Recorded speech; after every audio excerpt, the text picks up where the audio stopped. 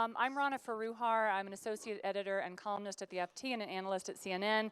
I'm here very pleased to be emceeing and also doing some of the panel discussions on this session about managing through disruption, which is what we're all doing these days. I feel like the sub-theme of Aspen this year is sort of hashtag tech disruption or hashtag truck drivers or something like that. But we're going to have a session in 3 parts over 90 minutes that are going to look at all the different ways in which the technological revolution that we're living through is playing out, how it's changing how we work, how we produce, how we consume, what some of the policy issues are in play here, whether we need to retrain workers, how we might do that, what part of this conundrum companies and the public sector need to take on.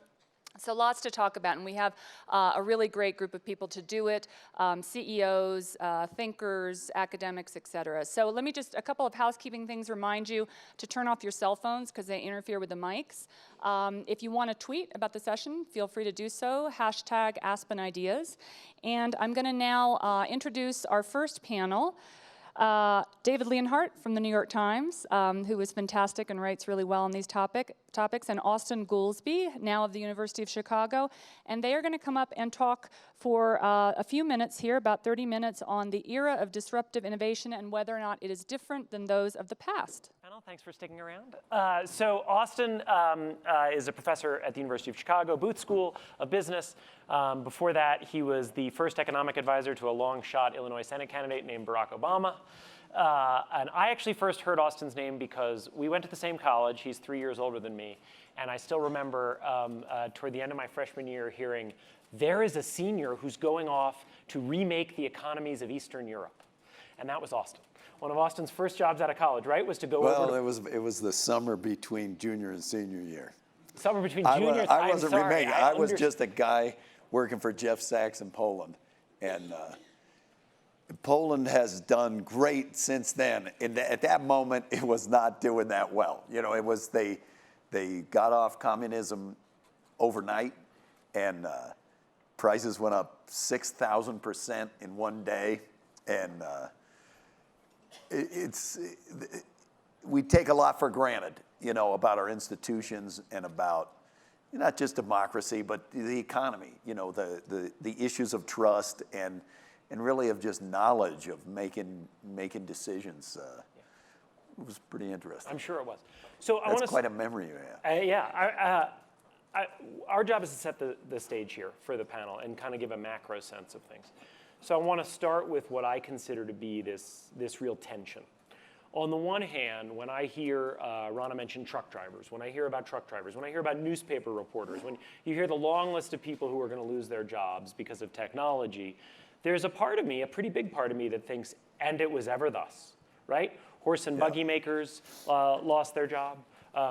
Farmers lost their job. I don't mean to minimize the costs, but it did not lead to a dystopian world in which no one had work. In fact, it led to a more prosperous world than ever. And so that whatever the transition costs, I feel like a lot of the technological concerns that we have today are ones that people have had for decades and decades and decades. You can actually go out and fish out some old quotes about how technology is going to leave everyone without jobs, and then you see that it was from 1952, right? So that's one side of the equation. The other side of the equation is I'm not actually willing to be quite so glib today because we are at the end of 40 years in which wages for most Americans have grown very slowly. The Russell Sage Foundation recently reported that net worth since the 1980s has declined. You look at some of these statistics on life expectancy. There are all kinds of reasons why it seems to me it really is fair to ask, is this time different? And is the sort of pessimistic Luddite case more serious than it has been in the past? Look, I agree, and we've talked about this before, but I agree there's this tension between the two sides. But the first thing I would like us to recognize is that there's a contradiction in two major schools of thought, kind of doom-minded people. And I apologize if I sound stuffed up. Some pollen is like driving me crazy. If I'm crying, it's not because I'm sad. But if you look at I think it is true that there are many episodes where technologies have replaced labor in various industries. And one of the lessons that comes out of that is how rapidly that happens makes a big difference. If all the truck drivers in America lose their jobs by next year, then that's going to be tougher to process than if this takes place slowly over 10 years. The inherent contradiction is the following. The economics profession has been fighting over why, simultaneous to this slowdown of real wage growth, which maybe it's not as long as 40 years, but certainly 25 to 30 years, corresponds with a dramatic slowdown in productivity growth. And there's one brief moment in the late 90s, mid 90s to early 2000s, where we get a bump up in productivity, and everyone attributes, it's from information technology. Other than that, sometime in the 70s, productivity slows way down, and the economists, as you know, have been telling each other, if productivity stays this low, if productivity growth stays this low, our standard of living is going to stagnate. And we have to do something to get it back up to what it used to be. And there are very prominent economists who have written very remarked on books saying, get used to disappointment. All the high productivity growth we had were just one-offs. We invented electricity, we invented the phone, we invented the computer, and now we're just have slightly faster models of iPhone. Everything is incremental now, and so we should get used to disappointment. If anyone wants the long version of that, Robert Gordon's book is probably okay, so that's Robert Gordon is probably the most identified with that view. This story of the robots coming to replace us all is the opposite story of that. And so a lot of the doom and gloomers say, oh yes, I agree that we're barely going to grow 2%, and robots are going to replace all our jobs, but those are the opposite thing. Okay, if the robots came in and could do everything, our productivity growth is going to be astronomically high. It's basically solving one problem. It could create some other problems, but there are a bunch of aspects of that we would be having enough income growth that we actually would expect to see wages going back up. So I think it's a two-side, there are two parts, but it's also, there's plus and minus. And so it seems to me you're setting up this idea that, look, either we actually don't have enough innovation and disruption. Right. And that's the problem we need to solve. Exactly. Or the stats are wrong, and the sense that we have of, we actually have really rapid technological innovation, and we also have all this disruption from it. Which do you tend to? Oh, interesting. That's an interesting one that I kind of think of as almost a third thing, which is that everybody's going to say, oh no, I got to get out of here. If I say, this comes down to a fight about price indices and how we define the price level, because if you look back to 1985 and you say, are our real wages higher or lower? We know how many dollars you made, but my grandpa would always say, when I was a kid, going to the movies cost a nickel. And I'd be like, but that was a silent movie. I mean, that was in black and white. What do I like? That doesn't mean it's more expensive to go to the movies. And you have to answer that. The rise of new forms of entertainment, of phones, of all this stuff that is not properly measured, or at least they're big consumer gains. To those things, somehow you have to take that into account when saying what's happened to the real wage. I kind of think that's a third issue. So what do you see as the most promising solutions to what I would describe as the long stagnation in wages and wealth, wherever you start at beginning? For not the whole country, to be clear, right? For however you want to define it, the bottom third, the bottom half, the bottom two-thirds. I don't think it's just an old bromide to say that, to recount in the words of two great labor economists, Larry Katz and Claudia Golden, they looked at the 20th century and they characterized the US job market as a race between skills and technology.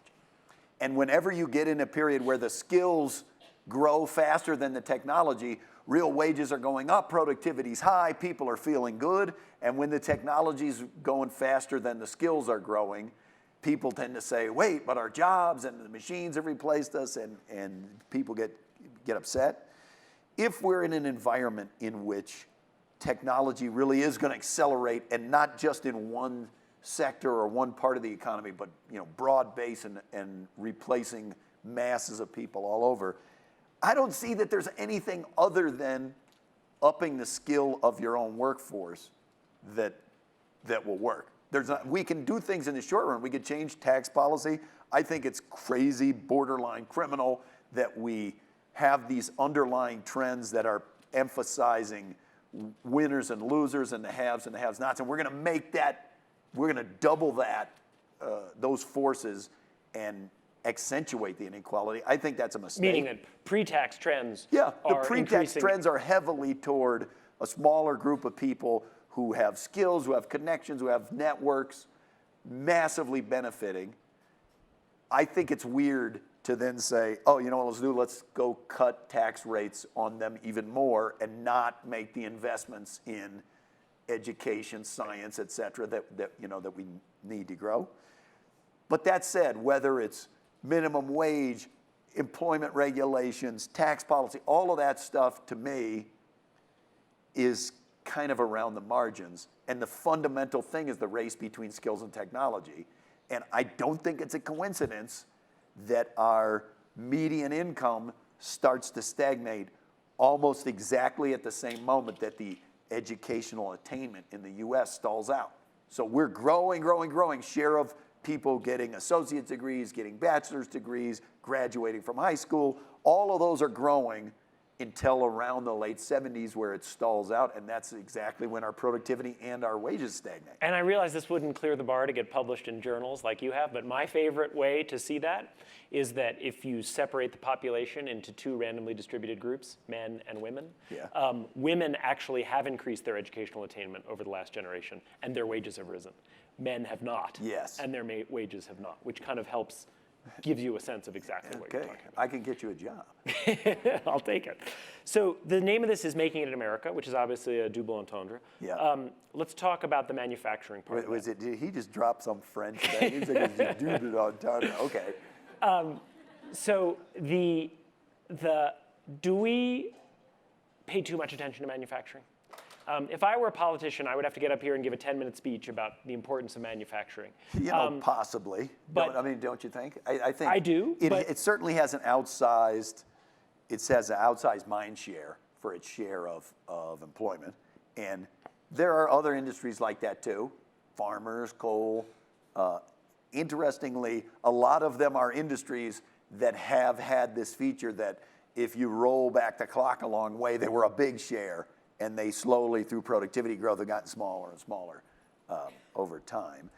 Manufacturing always had the positive that economists couldn't always explain, but which was there was a wage premium, that for a given level of skill, you got paid better in manufacturing than you did in anything else. And so if you lost your job in manufacturing and you had to go to services or something, you took a big pay cut. So I think it was and is understandable if you could generate jobs that give you extra pay bonus, you will want more jobs like that. The only thing is I would caution people, a lot of manufacturing industries now, even the ones that are not declining as much, they've created two-tier wage systems. So actually the new workers, millennials going into manufacturing, they don't get, there's hardly any wage differential at all. They're actually paid much less. What could be the manufacturing of the 21st century? What could be the for industry? Jobs? Yeah, what could be the industry that provided? Well, almost certainly it's going to be, looked at in the aggregate, it's going to be services, and healthcare, education, financial sector, and entertainment are four areas that over a 50-year horizon have just been trending up over this whole time. And if you look at healthcare, they didn't even have a recession. Worst recession of our lifetimes, it doesn't even show up as a blip in healthcare spending. There's an old book, there's an old theory by Bill Baumol, who's an economist at Princeton, who passed away in the last year. And it's called the Baumol cost disease, but the idea is just this: if you have an economy where some things have a lot of productivity growth and some things do not, okay? So it was a string quartet. There's not going to be a lot of productivity growth. There's four people with a bow and a string, and as productivity improves in manufacturing, it's not like as the price of cars gets cut in half, you go buy 2 cars and drive them around simultaneously. You just spend less and less of your income on manufactured goods and more on labor-intensive services. And so his argument was the price of everything that's labor-intensive with low productivity growth, like healthcare, education, the arts, all that stuff, the prices are going to go up and up forever. That's kind of the theory. I don't know that explains everything, but I think there is some component. The replacement to manufacturing or the replacement to anything that's got very fast productivity growth is not going to be in that same sector. It's very likely to be in something much more labor intensive. So overall, it is going to be, they may not be the same people, but there are going to be a lot more home health aides. There are going to be a lot more people in nursing, going to be a lot more people in education, financial services, a whole bunch of things like that, and a lot fewer people in places where this productivity has been high. You're pretty optimistic about the general state of the economy, certainly more optimistic. Long run, I'd say that's true. Than a lot of people. Short run, definitely not. Yeah.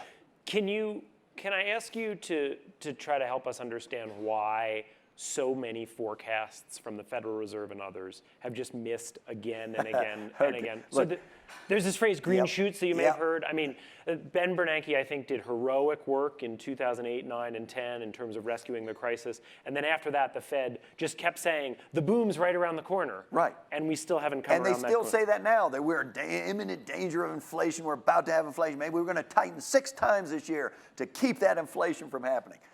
Okay, 9.5 years in a row, every quarter they've been wrong.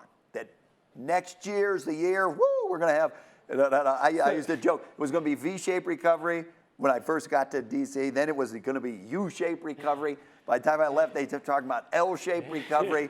What kind of a recovery shape? L is not even a recovery. We moved to whatever, Greek script or some, recoveries. It makes me think, if we have any old Brooklyn Dodger fans in the audience, that's what it makes me think. Okay. Wait till next year. Yeah, I would say that about the Cubs, except we're the world champions. So I mean, so the thing is, if you look at the Fed, it's worth all of us thinking. I'm going to tell you exactly why the Fed has been wrong. I think I know why their forecast machine is deeply screwed up. And while that's just a mathematical box, they got a messed up formula. That formula is reflected in our own heads in a way that I'll tell you. What's happened at the Fed is the Fed's forecasting machine assumes reversion to the mean. Okay, so in other words, it asks, what do we think is going to happen next year? Well, what happened to house prices? House prices went up 7%. What happened the last time house prices went up 7%? So it rolls back the clock and it says, well, last time house prices went up 7%, we built massive amounts of houses and people borrowed on their houses and they spent more than they were earning. So we're about to have a massive upturn in residential construction and consumer spending. And then it doesn't happen. And then the Fed says, well, it was a very cold winter. We had no idea the winter was going to be that cold.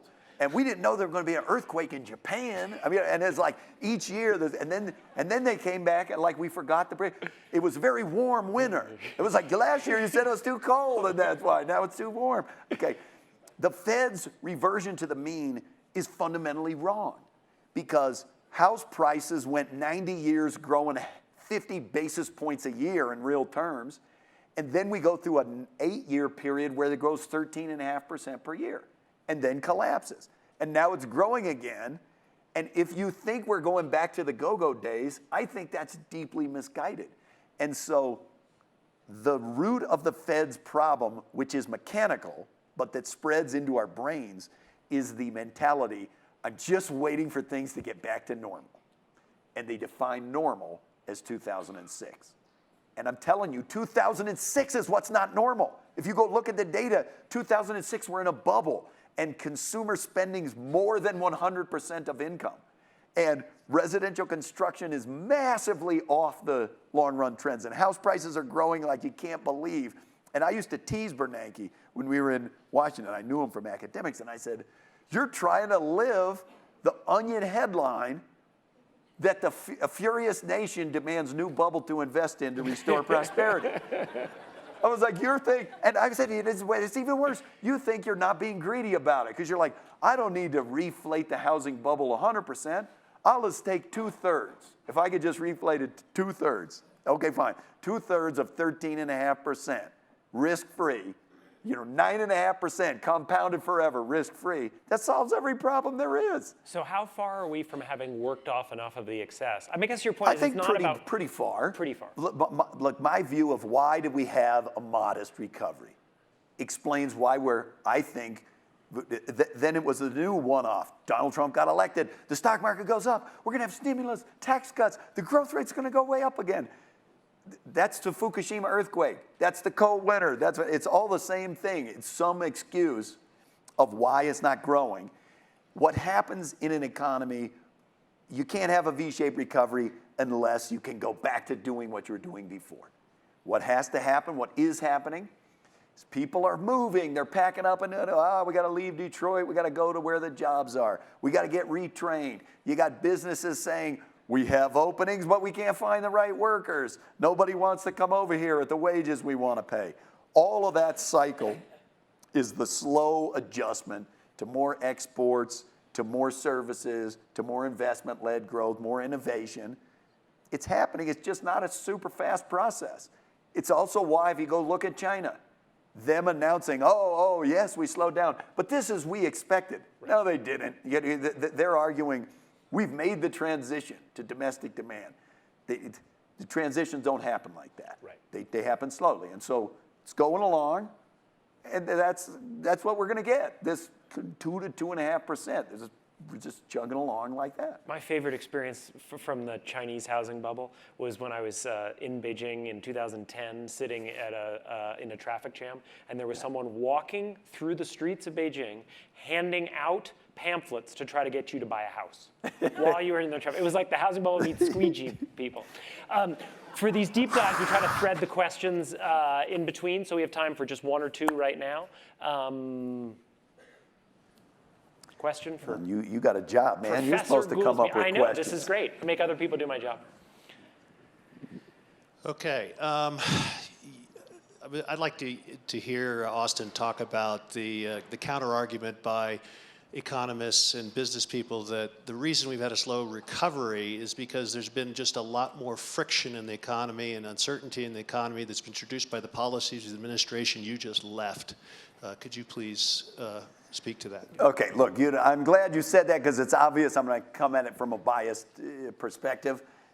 So you won't be surprised when I say I think that's complete bullshit. But that was a different panel yesterday. I will give you. So here's what the evidence of why I would say I don't buy that. One, if you think it was political uncertainty, look, there has never been a Tasmanian devil tsunami-ist hurricane of uncertainty bigger than the one that we've had since January 20th. So if you thought uncertainty destroys markets, then you go get your mattress. How big is your mattress? Get all your money under it because something bad is going to happen. On the question of is regulatory policy or some policy by Obama to explain why there wasn't a faster recovery, economists spend a lot of time trying to figure stuff like that out. Like we know that the Clean Air Act of 1977 had a negative impact on manufacturing in the United States by going and comparing counties that the rules were binding to neighboring counties where the rules were not binding. And you see a big difference in the ones where it's binding, manufacturing activity goes down. The ones where it's not, it stays up. In the United States, take any rule, take Obamacare. In Obamacare, the mandate, if you looked at the employees below 50 versus over 50, the mandate doesn't apply if you have fewer than 50 employees. There's no differential in the growth rates of small and medium-sized businesses around that threshold. If you compare industries where they were already covering almost all their employees and compare them to industries where not that many of their employees were already covered. So it's going to be more binding on hotels, say, than on aerospace. You see no differential growth rates across those industries, and you see the same pathologies of slow growth of businesses sitting on their money and not spending it in all the advanced countries of the world. And in fact, the US's growth rate over that whole period is faster than the others. And they don't have Obamacare. They didn't have the same changes to their politics. So those are the types of evidence that I look at and say, I really don't think that can explain it. There's no, that doesn't come out in the data. The way I think about it is that we are dealing with a bunch of secular trends that date back before Obama, right? And that if you look at, whether you want to date this as having started around 2000 or in the 1970s, we are now talking about a series of economic trends that are worrisome for the majority of the population that cross both Republican Look, I think and a lot is Democratic that. That's presidents. kind of like the dropping out of the labor force type stuff. But on the question of, well, why hasn't the growth rate been higher?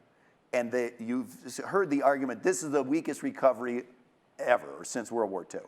It turns out it's not. It's the second weakest, for the early period, and the weakest is the one in 2001. Right. And the thing that I will highlight for both 2001 and this one is they both follow the popping of bubbles. And I think when you follow a popping bubble, you're never going to have a V-shaped recovery. Like I'm saying, the economy can't just go back to doing what it was doing before. So in 1982, we have a horribly deep recession because the interest rate goes to 20%. By 1984, they've cut the interest rate 1,000 basis points, 10 percentage points, and everyone stopped buying houses and investing, and they're like, whoa, my God, the interest rate is down, and here it comes booming back. And so in 1984, you get a nice V-shaped recovery. In modern business cycles, I guess modern is a weird term, in the most recent business cycles, we got a lot more services than we had before, which tend not to be very cyclical. And the deep downturn was off of a bubble, and I really just think it's not realistic to expect that to come booming back. Another way to put it is these are really complex problems, and we are now going to turn it over to the next panel to solve them all for you. Thank you, Austin. We're now going to shift into the portion of the program where we're going to talk to business leaders about what's going on. And so I'm going to do two panels. I'm going to start first with a one-on-one discussion with Michael Gregoire, who is the CEO of CA Technologies, which is an enterprise software company. So he is literally in the nitty-gritty of all this and is going to give us his wisdom. So why don't you sit here, Michael? Great, thank you.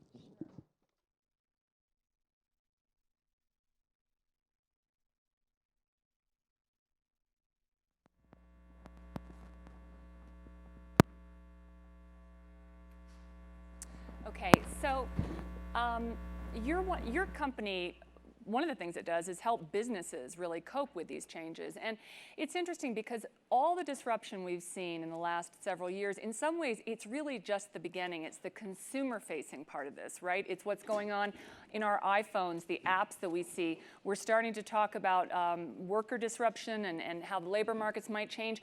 But in some way, the biggest part of this tech disruption is still to come because the Internet of Things is working its way into business. And really, all companies are going to have to become software companies, as you say. So tell us how that's going to work. What are the challenges? Well, the challenge is you have legacy systems, and most of your data is somehow trapped. Your data is trapped in legacy systems, and you want to get that data to your customers. Everybody has an iPhone, an iPad, and that's the way that they want to consume the transactions that they have. And how do you take a company that's got massive investments in legacy technology and get them into the kind of technology that people want? If you are building software today, just about everybody uses what's called the Agile methodology. And if you're doing that, it's a very collaborative way of developing software. You know, the days of sitting in a room by yourself, eating pizza and having that brilliant idea, I mean, it just doesn't work like that anymore. It's a very collaborative effort where you have designers, you have business professionals, and how do you get the talent and get that methodology? At the same time, you got to keep running all the systems you have today. Like meaning take care of your regular business, whatever Absolutely. you were, a retailer or a bank. You know, it's funny because I recently spoke to the CIO of a major too-big-to-fail institution that said, you know, in finance, we're now tech firms. We just think of ourselves as tech firms. And he was talking about all the problems he had to deal with. And I thought, my God, you're still a bank. You're still a too-big-to-fail bank. I mean, how does this work? I mean, I think that's how they think. You know, I was talking to Jamie Dimon. He says, you know, Mike, we're we're a tech company. We just happen to have a banking license. I mean, that's how he looks at it. That's how he looks at the business, and he intimately understands that without a very strong technical platform and the ability to monitor all of the systems that they have, they're not going to be able to serve their customers. And then expanding business, like technology does not necessarily mean efficiency doesn't expand business. You know, we did a deal with CNN, the politics app. We were running all the time, getting all the data feeds from all the CNN news sources and serving it up to where everybody wanted it, which is on their iPhone or on their iPad. And you get this instant message anytime something happened. And if this last election cycle, there was something happening all the time.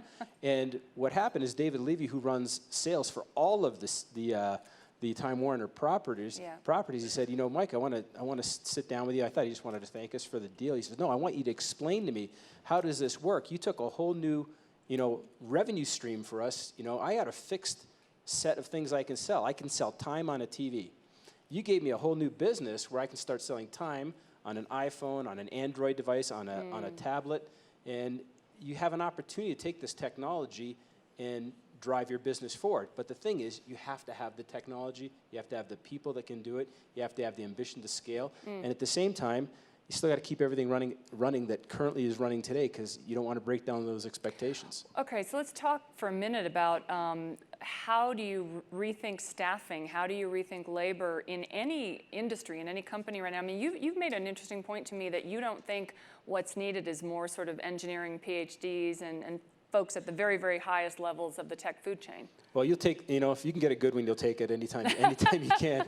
But I think we have a participation problem. I think it's pretty obvious in our industry. You see it all the time. There's a very, you know, big, large private company that's going through a lot of hassles with respect to how they treat employees and their concept of diversity. But we have a participation problem in tech. You know, the number of female engineers going into four-year degrees over the last 5 years has gone down 3 points. That's a problem. The number of females running tech companies, I mean, you can't find that many of them. There are very few.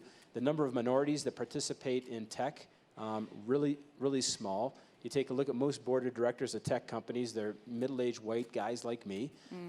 How do you get more people to participate in this industry, and how do you make that happen earlier on? I think we are going to bump into, you know, I'm no economist as we've just heard, but I don't think we're going to get to those productivity levels if we don't figure out a way of making tech easier for people to participate in. I know Steve's going to talk about getting to other areas. Like, why does it have to be done on both coasts? It absolutely doesn't have to be done on both coasts. You know, this idea of innovating and getting people to understand tech and not making it so difficult. One of the things that we're trying to do is, you know, getting rid of this notion that you have to have a four-year engineering degree to participate in the tech economy. It's just not true. We have lots of jobs that don't require that level of skill. It's a specialized skill. Not every job in tech requires that. One of the things I am very excited about from a participation point of view is in enterprise tech, the stuff that we do is very geeky. There's no real user interface. It's all behind the scenes. But as the technology is starting to permeate, we're starting to have more user interfaces. And we have to make our applications work well from a usability point of view, but across a whole ecosystem. That opens up a whole new segment in tech called design.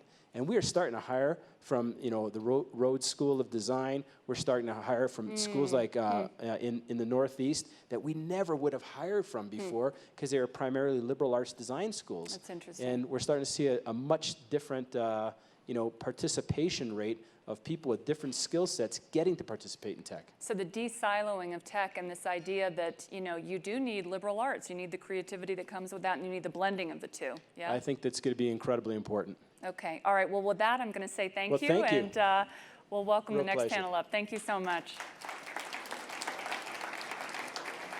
So I'd like to invite now Steve Case and Peggy Johnson from Microsoft to come on up with me.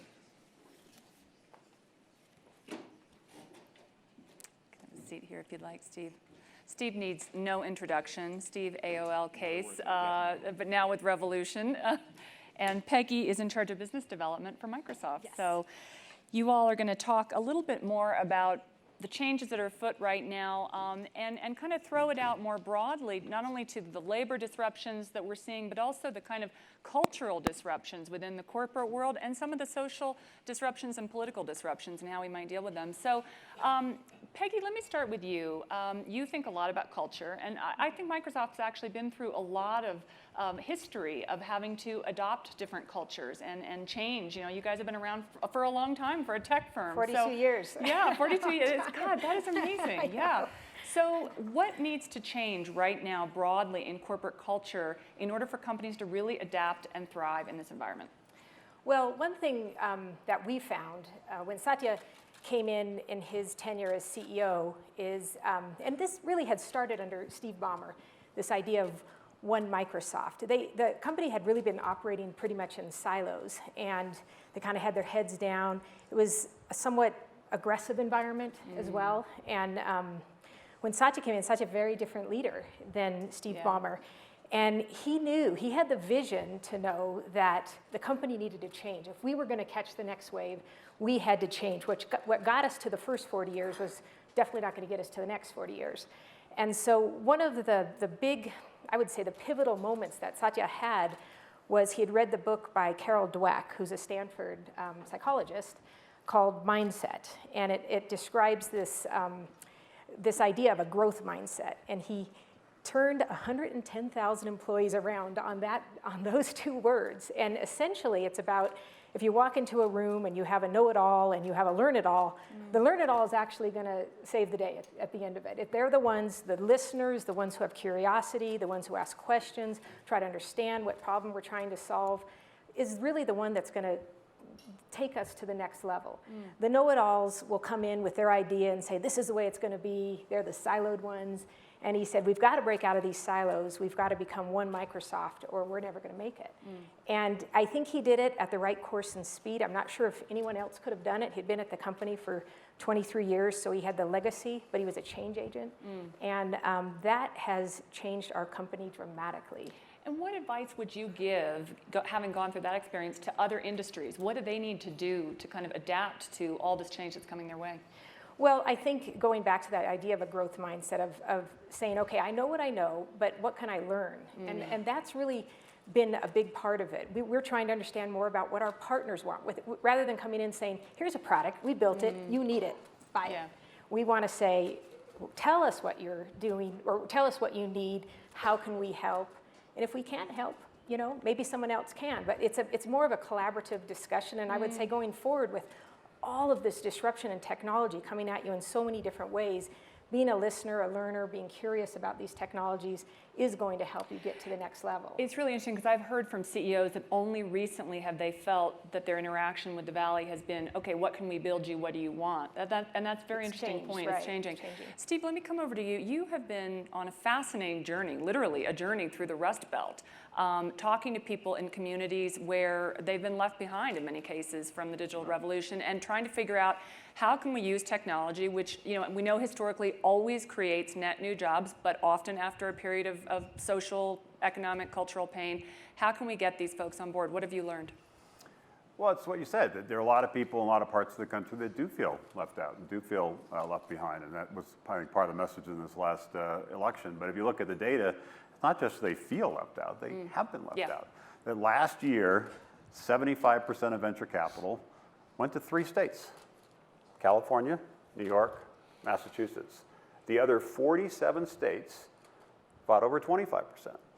As you said, the job creation really comes from startups. The small businesses come and go. A restaurant on Main Street might go out of business. Somebody might take their place. It doesn't create a lot of net jobs.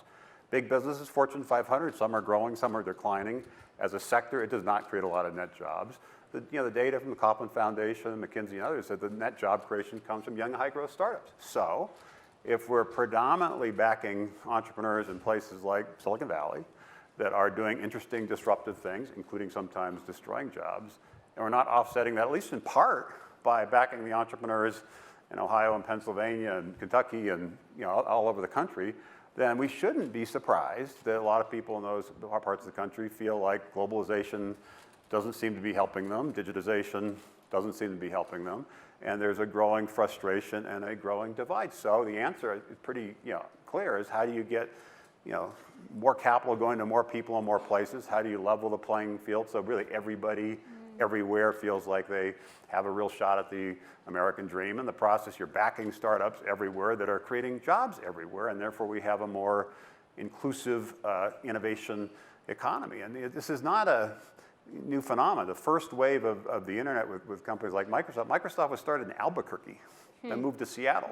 AOL was in Washington, D.C. Sprint, the communication company, was and is in Kansas City. Dell was in Austin. IBM's PC operations were in Boca Raton, Florida. Gateway was in North Dakota. You can go down the list. In that first wave of the internet, it was sort of regionally distributed. The second wave is when Silicon Valley has really kind of taken over, and because it's been about software and apps and services, Google and Facebook and so forth, I think there's an opportunity in this third wave that we're entering, which does start impacting healthcare and education and food and agriculture and energy and transportation, to build on the expertise that exists in many parts of the country.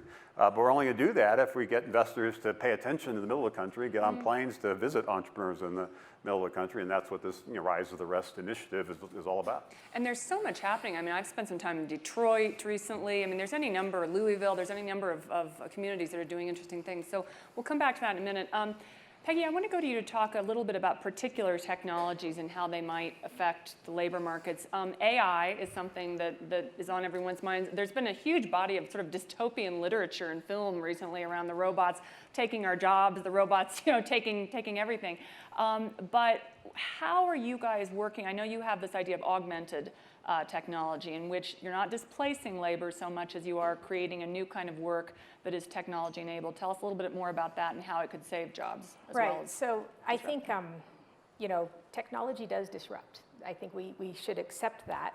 But I think as we go into this next generation of, which looks like it'll be all about artificial intelligence, we have to go into it much more mindfully and thoughtfully than we have in the past, and go into it with the understanding, okay, this technology may disrupt these jobs in this area. What will this technology need or rely on? Can we start training programs that will help the people who've been disrupted? And so last year, actually, at this conference, Satya set out a set of AI principles, and it's about as we begin to roll out artificial intelligence, let's think about augmenting the human capability and not replacing it. And I think that's super important that all of us keep that in mind as companies. I'm sure many in the room who are also developing artificial intelligence. I think the teams that develop artificial intelligence need to be diverse. We can't have teams that are all Peggy's. We don't, because I would build a system that would serve me very well. But we need to have teams that look like all of you out here. And that's very important to us, that as we build the teams who are working on artificial intelligence at Microsoft, that they are diverse. So it's all about going into it with a much more thoughtful approach than we have in the past, not just saying, isn't this technology great, let's hit it out of the park, but let's think about where we're hitting it, and let's make sure that as we disrupt, we also augment. A question for both of you. As we think about how do you train up a labor force that can take these technologies and use them and not simply be displaced by them, but actually, use them to get higher up the food chain and make this a win-win.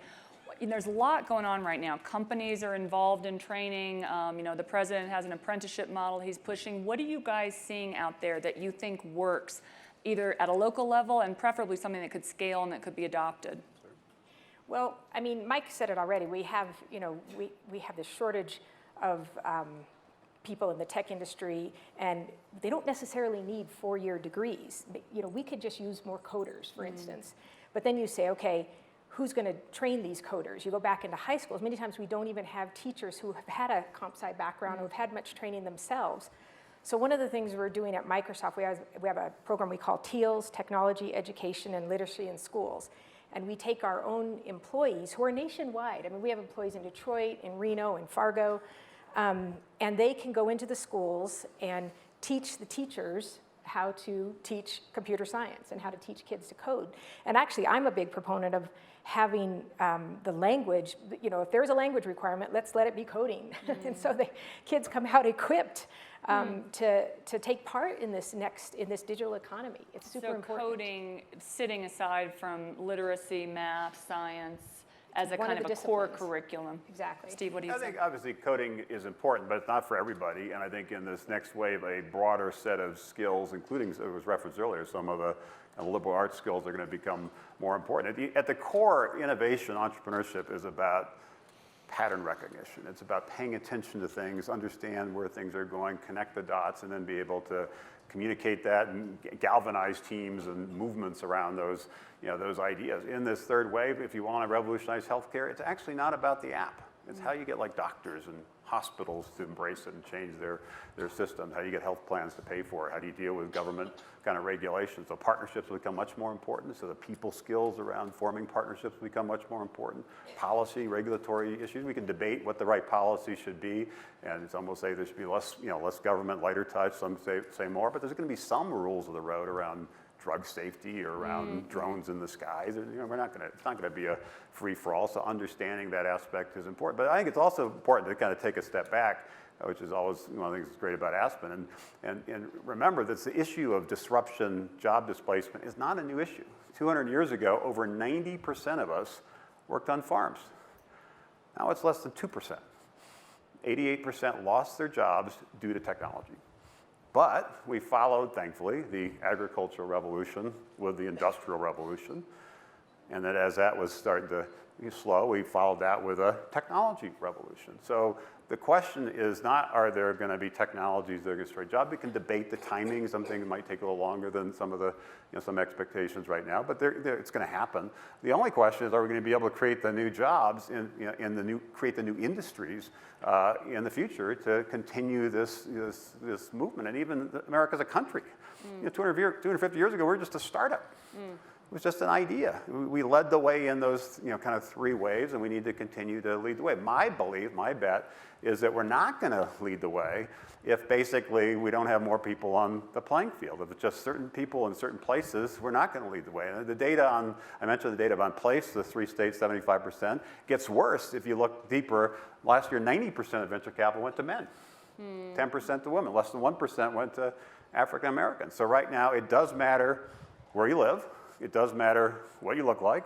It does matter who you know in terms of your ability to take an idea that might be in your head and turn into a business, which can create jobs and opportunity in your community. So how do you level that playing field and make it more inclusive? I mean, it's clear what we need to do. We just need to galvanize more forces to do it. Let's talk a little bit about the sort of brewing pressure on technology firms from regulators. Europe has just come down with some really big deal fines on Google. Now that so much wealth and power is living in technology, there's a great McKinsey study looking at how about 80% of the corporate profit pie lives in IP-rich companies, many of which are located in the Valley. So Washington is starting to look to technology and think, how should the industry be regulated? Europe is already doing that. There's going to be growing pressure. How do you all see that? And are you girding for that fight? Peggy, maybe I'll go to you. Well, definitely there's a balance there. And again, we're also very mindful of that balance going forward. And we want to be part of the solution. And I just think it's incumbent upon businesses, private businesses, to be mindful of the entire population. And we actually operate not just in the U.S., but in, I think it's 190 countries around the world or something like that. So we're all over. And one of the things we like to do is operate locally. So wherever we have an office, if it's in Fargo or it's in Mumbai, we want to make sure that we are part of that local community. Our employees are giving back to the local community. We're part of the fabric of that community. And to make sure that we're a good citizen and we're part of helping them grow. And again, it could be in the U.S. or it could be in any of these countries around the world. It's all the same. Steve, some people have likened the power of some of the biggest tech firms to the railroads in the 1870s. Do you think that's fair?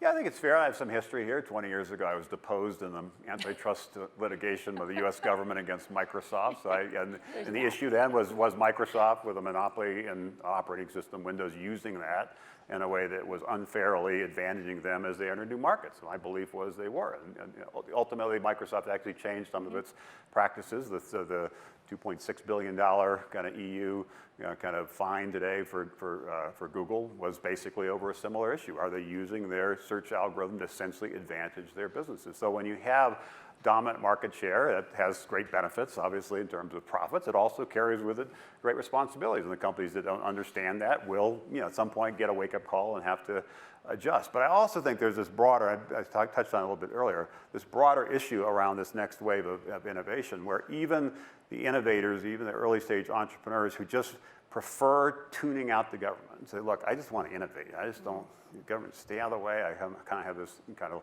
libertarian view. I understand that. I understand the frustration about that. But I think when you're dealing in this third wave with the most fundamental aspects of people's lives, how they stay healthy, how they move around, how we manage cities, how we think about food systems, how we think about all these different things which are really up for grabs in this third wave, there's going to be more engagement. And the innovators need to figure out ways to have some constructive dialogue with policymakers if we're going to continue to lead the way in this third wave. Let me ask maybe a final question before we move on. There's sort of two storylines really around tech and tech-based disruption. There's a lot of kind of tech's always created jobs. It's always going to create jobs again. A lot of that kind of comes from the Valley and from the inside the industry media. Outside mainstream media, lately there's been a pretty negative story. We need to break up big monopolies. Tech is going to disrupt jobs too far up the food chain and too quickly. This is going to lead to social unrest and populism. What are we getting wrong in all of that? What is the story that you think people like me are missing that you would like to see told? Oh, wow. I don't know. I think, well, there's nothing like the case that Steve mentioned for learning. We learned quite a bit from that. Yeah. And we want to keep learning and keep understanding as our world is changing, as the tech world is changing so much. We just want to make sure that, I just go back to that word mindful, to make sure that we're mindful with our technologies. We are a platform and productivity company. I mean, that is the premise of what Microsoft does. We want to help others, small companies, big companies, enabled to create their own solutions. Of course, if we're ever at odds with something that the greater population is in need of, we want to understand that and try and fix that. So it's all about sort of listening as this technology evolution is unfolding and making sure we're mindful. Okay. I'd just add that telling not just the story of how this is going to potentially have some negative effects, which it will, but also more of the positive story, the story of hope, telling the story of these entrepreneurs. You mentioned Detroit and many cities where people are doing great things, but it is harder for them to get their stories told. It's definitely harder for them to raise capital, to grow their companies. Sometimes harder for them to attract talent, bring people back to sense there's an opportunity. So I think that's important. I also think it's important, and we were together at the conference at the Vatican, I think it was in December, with the Pope, and he said something that was I think important to recognize, that jobs are not just about income. It's about dignity and respect. So I worry when some, particularly in Silicon Valley, say, okay, this disruption is inevitable, tens of millions of jobs are going to be lost, can't do anything about it, so let's now discuss sort of safety net issues, universal basic income being the most popular one. I think we may end up needing universal basic income, but before we assume that's the case, why don't we try to create jobs and try to create jobs not just in California, New York, and Massachusetts, and try to create jobs everywhere and take our best shot at doing that. Perhaps we will fail and need to think about UBI, but it's also possible we will succeed. And as we heard in the earlier panel, that the history of this is there's always been a fear of technology. I mentioned what happened in farming, the 90% to the 2%. So let's put all our energy around trying to figure out what the next big revolutions are. I think in some of the service area like healthcare, I think a lot of those jobs are not going to completely go away. Trucks, some of the jobs will go away, but there's not just driving the trucks, it's also like unloading the trucks and taking things to somebody and ringing the doorbell. So some of these things will be disrupted more slowly. But what are the new ideas? 50 years ago, 30 years ago we started, nobody believed in the idea of the internet. Now pretty big industry. What are the big industries now that are little ideas that some entrepreneur somewhere in the country has that most people don't know about, most people don't take seriously, and how do we give them a capital? How do we help tell their story? And maybe that will not just create a great company in that community, but inspire a whole new industry, and then we can be off to the races yet again. I was actually really struck reading your book, the letter that you sent in your application to, was it Harvard Business School? Yeah. That basically predicted the 20 years that would follow, and you got turned I got down. rejected. I actually got rejected Paging from every Harvard. business school I applied. When the book came out last year, we were doing a press thing in Boston, and we were driving by Harvard Business School. I said, stop! I got out of the car, and we did a little FaceTime, Facebook Live video when I went to the admissions office, saying, why did you not accept me? And I read the essay, so we had some fun with it. Now you can be, you can come in and give the graduation speech at some point. All right, listen, thank you so much for you your all. perspective. Great panel, thanks so much. Okay, now I'm going to welcome for our final portion of this segment to the stage Vivek Wadhwa, who's a professor from Carnegie Mellon, and he is going to speak about whether or not we are heading towards a jobless future. If you could blast my slides up there. You know, we've come to the realization that a jobless future may well be at hand. And it's taken many years for us to get there. What I believe right now is that jobless future is just a small piece of the big puzzle that we have ahead of us. That there's so much change happening in so many different areas that the future is going to be far different than we ever imagined it can be. And we have some very difficult choices to make. Let me walk through some of these. To start with, imagine this future, an abundance of food. We're able to 3D print our clothing and household goods. We can order a driverless car at any time. We live in perfect health. And that we enjoy free, clean energy, education, and comfortable housing. Now imagine this future. Massive unemployment. We depend on our robots for practically everything. No driving on the roads, gone are the thrills. And gone is the satisfaction and gratification of working for a living, just like Steve Case has talked about. And we're being watched every moment of our lives, everything is being recorded. Believe it or not, these are exactly the same future.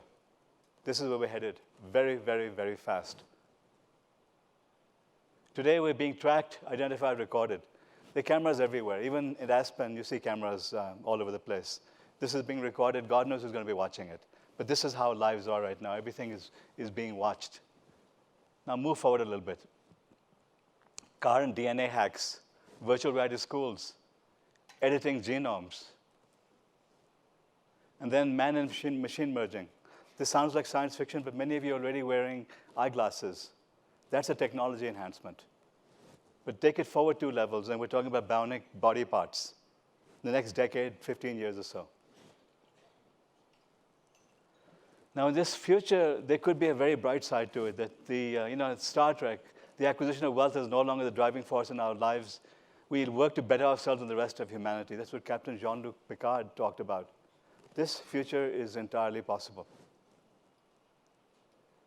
And we really have 2 choices. One is the craziness of Mad Max, and the other is Star Trek. And the destination depends on the choices we must make. I'll be talking more about this. To start with, look at the history of technology. It took thousands of years to go from agriculture to pottery, to the plow, to irrigation, to mathematics, writing. This happened very, very, very slowly over generations of people. Over the last 100 years, we've had advance after advance after advance. You know, a new version of the iPhone comes out. It doesn't have all the features we expected, and we think the world is falling apart. Innovation is dead. We're doomed. Oh, my God. No, it isn't doomed. We're now moving at an exponential pace. And there's a big difference between linear and exponential. And what's happening now is that everything computing touches is going on the same exponential curve. So AI, robotics, 3D printing, virtual reality networks, sensors, digital medicine, synthetic biology, everything is on this exponential path. I'm going to show you some examples of what's happening. Let's look at medicine, for example, which is near and dear to our hearts. We're becoming data, and our doctors are becoming software. To start with, we're all now beginning to wear Fitbits and other medical devices. These devices are capturing massive amounts of data. I'm going to be talking a little bit more about this later, but all these devices are coming about by which we're now being monitored, watched, recorded 24/7, and it's all being stored on the cloud. Everything about us. And when you have data, what do you do with data? You use AI, artificial intelligence, to analyze it. What we're doing today is we're using narrow AI, which is essentially taking massive amounts of data and making sense of it. This is what we're doing today. So soon, give it 5 years or so, and in almost every field of medicine, AI will exceed the capability of human doctors. This isn't crazy. If you look at it, IBM Watson today can diagnose cancer better than human oncologists can. Soon, these AI tools would have ingested data about every field of medicine, every medical publication, and then have data on hundreds of millions of people, and it'll be able to understand us better than our doctors can. This is coming, and it's 5 years or less when we start to see the breakthroughs. And then genomics. There was a race between a scientist and Craig Venter, in the year 2000, to sequence the genome. It cost about $3 billion. Venter won. He spent $100 million. What cost $3 billion then now costs about $800. Give it 3 or 4 years, and we're talking about it being practically free. And this is the era we're headed into, that DNA sequencing will be as common as blood tests. You'll go for a regular checkup, and you'll have your DNA sequenced. It'll be that easy and cheap. We'll be able to download and print custom-designed medicines, tissue, and bacteria. This is not science fiction. Just Google the advances that happen here. You'll see what's happening in all of these fields. And then we'll all be biohackers and geneticists. Already now we have home remedies, and we come up with our own ways of curing ourselves. All of us have our own diets and so on. Move forward a few steps, and we're now designing our own genes. I'm going to show you more about this in a second. And then there's the microbiome, the next frontier. I was brought up in an Indian family. I was born in New Delhi. I've lived abroad my whole life, but I've always felt uncomfortable with Western medicine. Because Western medicine is all symptom-based. You go to the doctor asks you some dumb questions and prescribes the same antibiotics. It's always the same medicine. It's always the same. It's based on simple symptoms. And I've always felt that there's more to our body than symptoms. We're a very sophisticated ecosystem. Over the last 5 years or so, there have been major advances in what's called the microbiome. When you went to school, your teachers taught you that we're made up of cells. And the cells basically are the nucleus of the cell is your DNA. Do you know what your teacher taught you was wrong? Your biology teacher was wrong. We're made up of bacteria. We have somewhere between 2 and 10 times more bacteria in our body than we have cells. We have very complex ecosystems within us, which are called the microbiome. And here's what the research is proving. There are literally studies being published every week in which they're documenting how the microbiome may be what's regulating our health.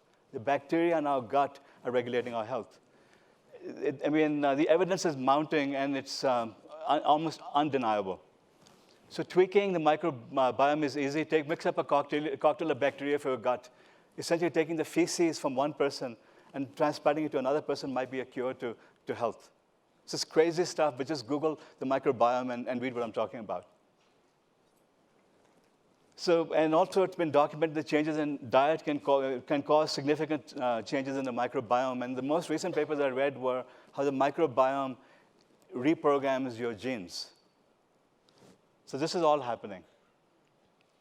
Now, what's the good and the bad of this? So already we're making bad medical decisions based on limited data. Imagine now what happens when we start looking at our microbiome and trying to engineer ourselves. And then we have virtual doctors supported by AI doctors. And then we make genetic data mandatory for all. The question is, how do we protect our genomic data, and what is it used for? I mean, right now, we could take a sample of your hair or your saliva and sequence you. Here's what the problem is, that we have no consensus, no agreement, no clear laws on what can be done with these medical data, what can be done with our genomic data. The Genetic Non-Discrimination Act really doesn't protect us from discrimination based on our genome. Your doctor could sequence you, could go on the internet, and just like on LinkedIn, employers weed you out based on your experience. They could start judging you based on your genome in the next 5 or 10 years, and they will. So this is what's coming up very soon. And the problem is, unlike a password, you can't change your genome. You can't resequence yourself yet. Now let's look at the robots. Hello. I'd like to rent a maid. Rosie! Coming, sir. Here I am, sir. Here it goes. Do you remember Rosie and R2-D2? I am C3PO human cyborg relations. These are the robots we grew up dreaming about. We thought that when we grew up, we'll have Rosie serving us. I used to imagine having R2-D2 as my buddies. Parts are showing. My goodness. So this is what we grew up dreaming about. And we didn't get them. What did we get? These are the most advanced robots of our times.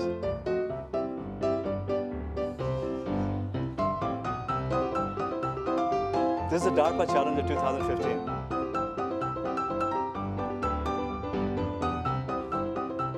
Now, what went wrong over here? Why didn't we get Rosie? Why do we have robots like this? Here's what happened. That the computing power to do voice recognition and face recognition would have required crazy supercomputers. The sensors necessary to detect what was happening around us, were big and massive. Remember those big video cameras we used to carry with us on vacations? Well, guess what? This device over here in your pockets, by my estimate, has something like 40 times the computing power of the crazy supercomputers of yesteryear. You're carrying supercomputers in your pocket. You're carrying sensors that are more advanced than anything that we've had before. Your cameras are more advanced than what Universal Studios had 20 years ago. They're features in your pocket, so we can now build Rosie. And here's the state-of-the-art robotics. This is Asimo is now an autonomous robot that not only runs, jumps, spins around, and anticipates people's movements, but can also manipulate objects and distinguish people by their voice and their face. So these robots are now in development. Within the next year or two, they'll start becoming commercially available. Within the next 5 or 7 years, you'll have the version 1 of Rosie. Within a decade, we'll probably be ordering Rosie from Amazon.com, and she'll be droned over to our houses within a decade or so. So what does this mean? Well, the good news and the bad news is that already now companies are relying on AI to spot problems with medicines. McDonald's, there was a report this morning that they're laying off 2,500 people because they're providing automated tellers. And forget the burger flippers, those jobs can also be automated. So in other words, the robots will eat our jobs. There's almost no doubt about that. Now let me ask you some questions. Is this science fiction? Computer designed viruses to cure fatal disease. Bacteria capable of synthesizing unlimited fuel. Or of wiping out every person on the planet. Biotoxins targeting the genome. I shouldn't say that. I mean, there was an Atlantic cover story in 2012 about hacking the president's genome. I need to change that because now that seems like wishful thinking. Just kidding. Engineering Olympic athletes. This is all not science fiction. This is all happening. There's something called synthetic biology. I talked about reading genomes, reading DNA. We can also write DNA now. This has been possible for about a decade or so. Craig Venter, the same scientist who sequenced the genome, in 2010, he demonstrated that he could create a synthetic life form by modifying the DNA of yeast. He actually booted up a new life form in 2010. The next step is laser printers that print DNA. Extremely expensive right now. That's what the problem is. This is why you're not seeing more advances on it. But here's what's happening. That you can now buy DNA synthesis and assembly on the internet, and the price is dropping double exponentially. Between 2015, the cost dropped from $4 to 20 cents per base pair. Last year, Gen 9 offered DNA printing for 3 cents. So move forward, and the billions of genes that we have, you could start printing them. You could start designing new human beings. We're about a decade, 2 decades away from this being affordable and practical, but it's coming. Soon, you'll be able to search for genetic designs on the web, download and modify them to your needs. Not science fiction, my friends. And then the most amazing and most scary of all, CRISPR. This technology is about 4 years old.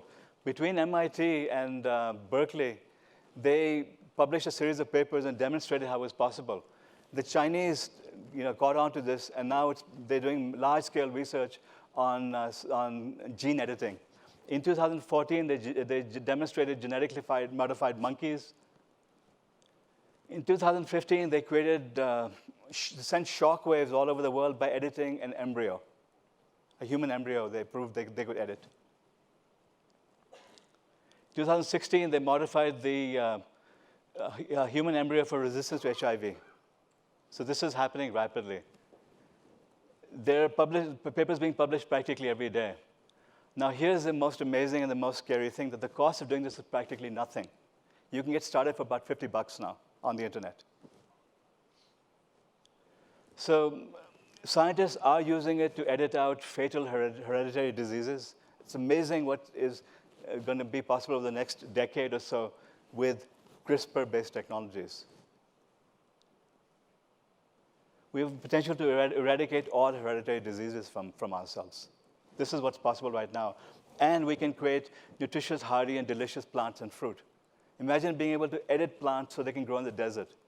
Or imagine being able to edit them to now add all sorts of enhancements to these plants. This is being done today. This is all perfectly legal, including editing human embryos, including in the United States.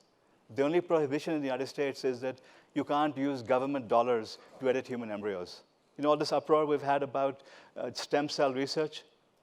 Forget that. Our scientists are doing things which the government isn't even aware of, and there are no policies and no laws about this in the United States and almost everywhere in the world. This is where the Chinese are leaping forward and doing all these amazing things. Now the question is, where do we draw the line?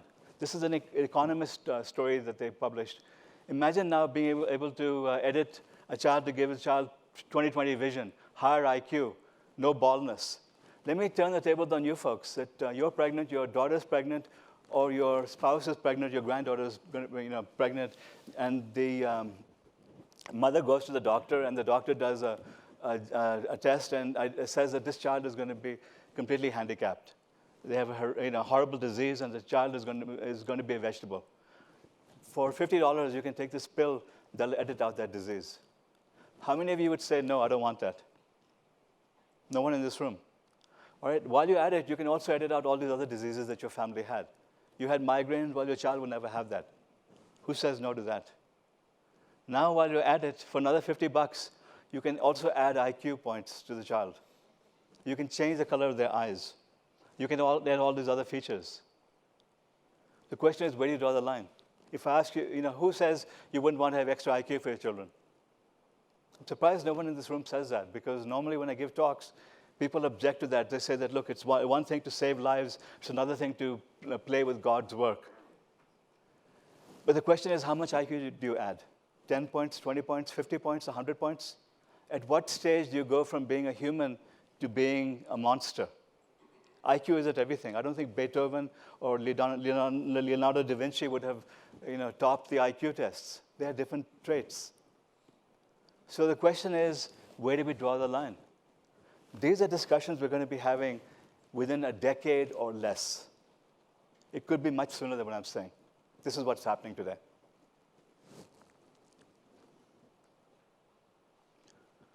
So now we're talking about opening up Pandora's box of national security problems. Are we ready for genetically modified viruses? I don't think we are, but they are possible today. You can start creating them today for a few $100s. We're talking about new forms of bioterrorism. Biotoxins we've never seen before could be created today. We're talking about risks that need to be examined before artificially designing lab to work out the lab. All of you said you wanted to have this. I actually wrote a piece for the Washington Post. I'm a columnist for the Washington Post. I wrote a piece for it in 2015 saying we need to slow this down, we need to stop it. We don't understand the risks. We're talking about modifying the human germline. Yes, your child, you have to save the child, whatever it takes. But now, what are we doing to mankind if we start editing embryos and start editing human beings for disease? We have no idea what the consequences are. This is all brand new. People don't even know it can be done, and yet it's racing forward without understanding the impact. So in some cases, we need to slow down technologies. Now let's switch gears and talk about saving the world, because I live in Silicon Valley. Steve Case is one of the few people who talks about the bigger picture, the importance of sharing equity, the importance of uplifting all. There are very few people in Silicon Valley who talk about it. To them, it's all about money, money, money, greed, taking advantage of building the next hot app, building billion-dollar businesses. And I live in Silicon Valley, and I'm disgusted that we're wasting all of these amazing resources in doing brain-dead things. Tens of billions of dollars going into building mindless apps. So I mentor entrepreneurs all over the world who are doing amazing things because we have billions of problems to solve. We have to uplift humanity now. But you know something? This is all possible. Within the next 10, 15, 20 years, we could solve the grand challenges of humanity, which means energy, water, education, health, food, poverty. We could eradicate these in the next 20 years or so.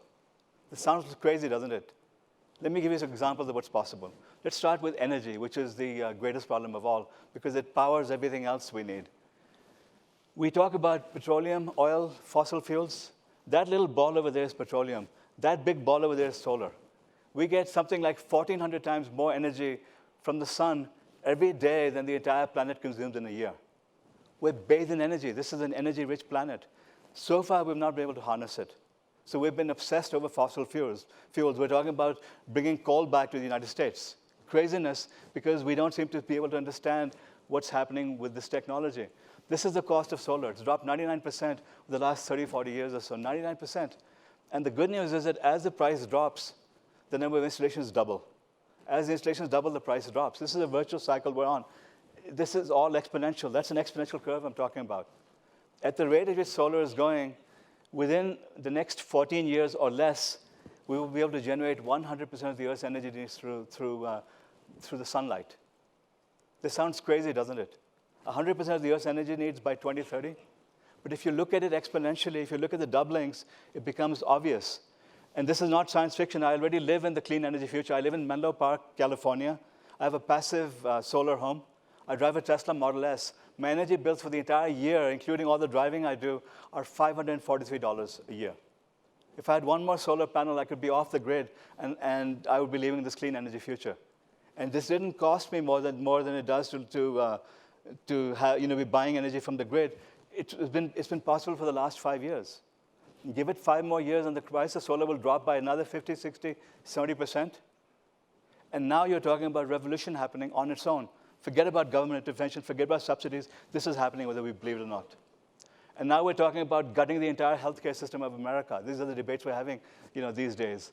To me, that's mindless. I mean, it's based on linear thinking, looking backwards, because we're assuming that healthcare is going to drive the country bankrupt. But the problem I look at that there are 5 billion people on this planet who lack access to quality diagnostics.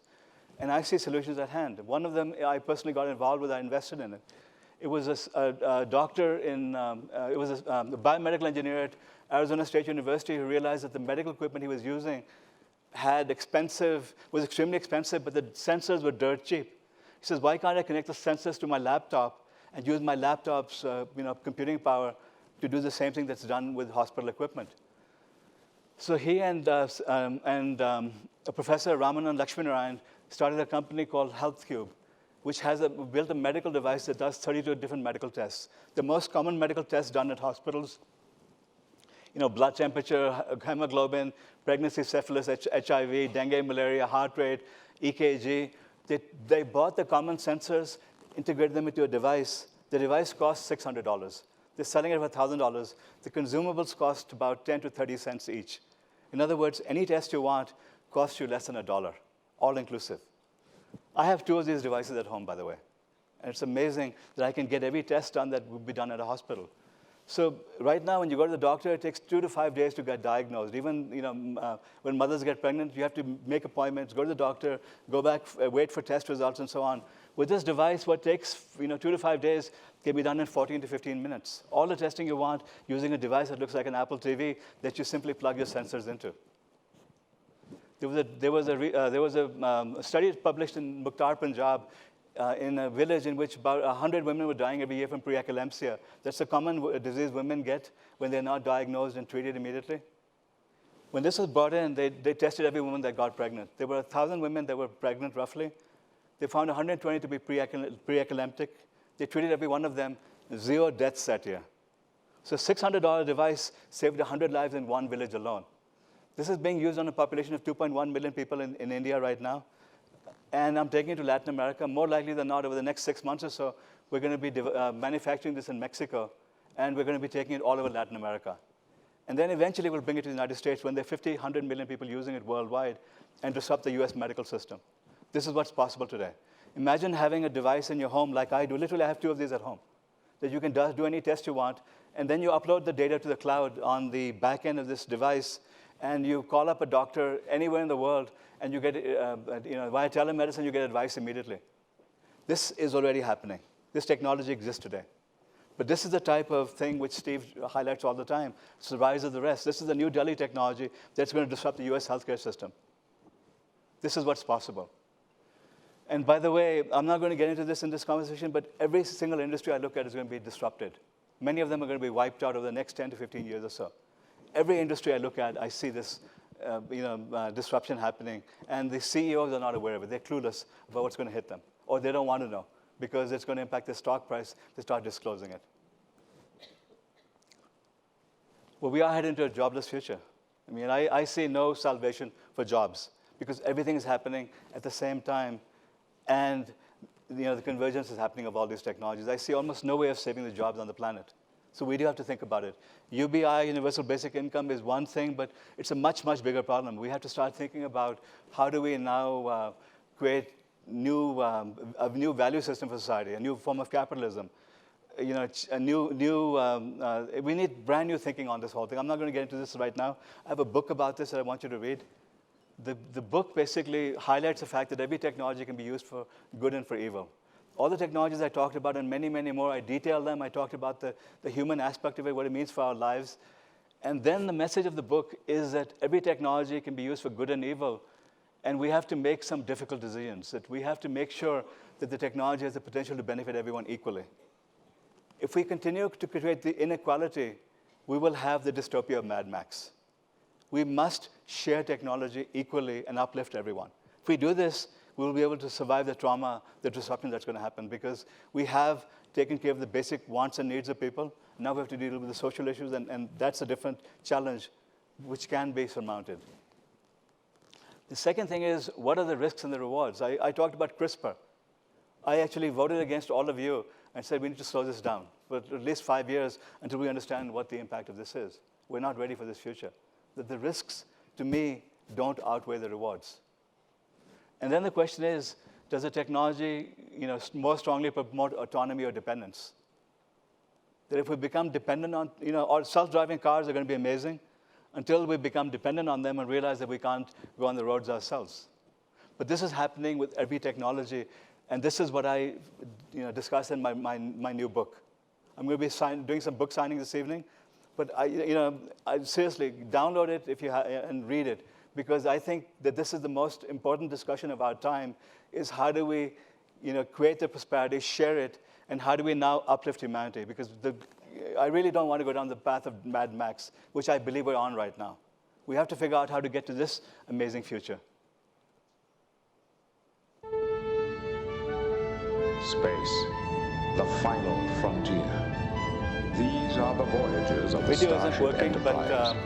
but Its continuing Star mission. Trek future is very close. That we really can create this. We really can create this Star Trek future. All right, we have time for 1 or 2 questions, possibly.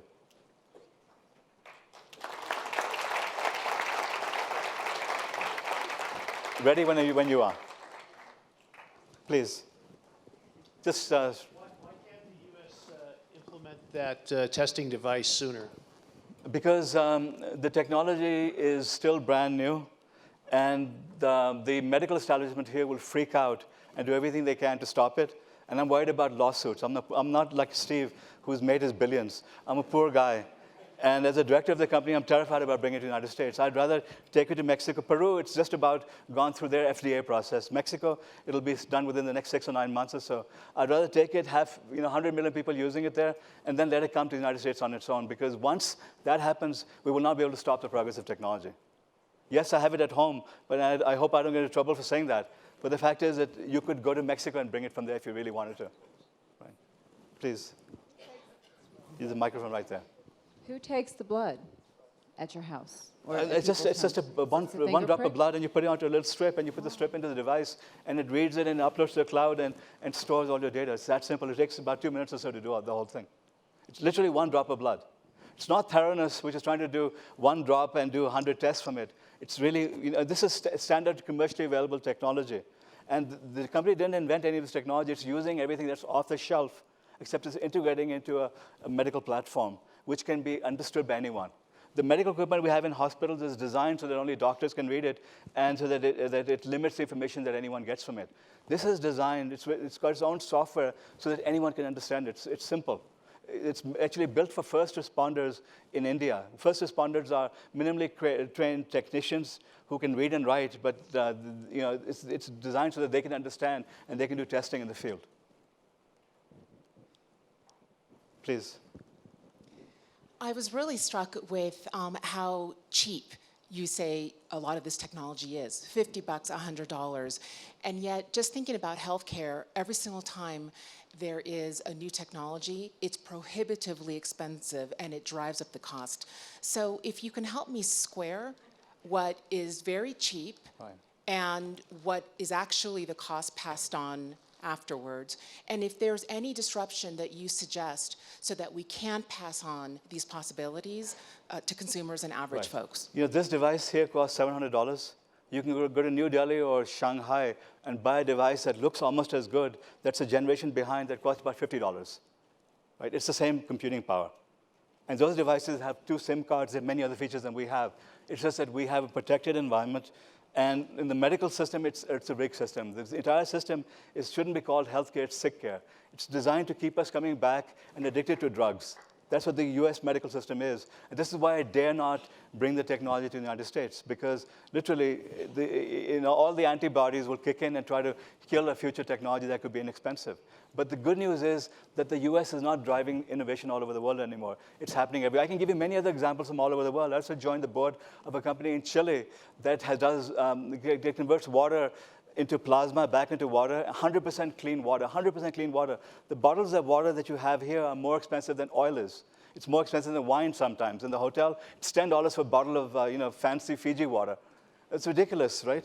So this technology here can sanitize 35 liters a minute, and the entire device will cost about $10,000 for a village. So this technology is now being implemented all over Latin America. We're not bringing it to the United States yet, but it could come here and we wouldn't need to have this expensive bottled water. These are technologies that are now being built all over the world that are going to impact the US in a positive way over the next decade or so.